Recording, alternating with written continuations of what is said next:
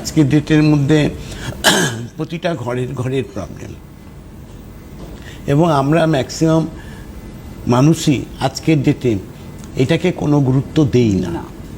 এটা কিন্তু আমাদের গুরুত্বহীন বিষয়, আর এটাই হচ্ছে আমাদের লাইফের সবথেকে বড় প্রবলেম। যেটাকে আমরা ইগনোর করছি সেটাই কিন্তু আমাদের লাইফে একটা বিশাল প্রবলেম নিয়ে একটা টাইমে আসছে। কেন? যে আজকে গ্যাস অ্যাসিডিটি হওয়া মানে এটা হলো শরীরের মধ্যে আপনার ডাইজেস্টিভ সিস্টেমটা ডিস্টার্ব হয়ে যাওয়া।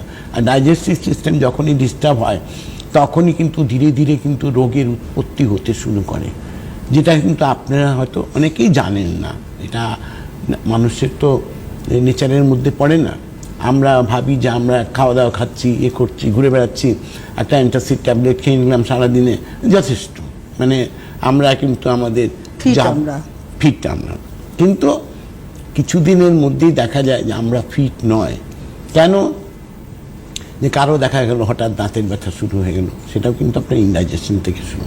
কোথাও দেখা গেল পাইলসের প্রবলেমটা 4 বছর 5 বছরের বাচ্চার একটা পাইলসের প্রবলেম হয়ে যাচ্ছে।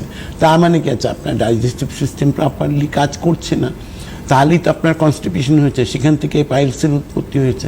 তো এই যেভাবে করে আপনার আজকে গ্যাস অ্যাসিডিটি যেটা হচ্ছে, আমরা গাঙ্গুলি আয়ুর্বেদ থেকে সবসময় এটাকে গুরুত্ব দেওয়া হয়েছে।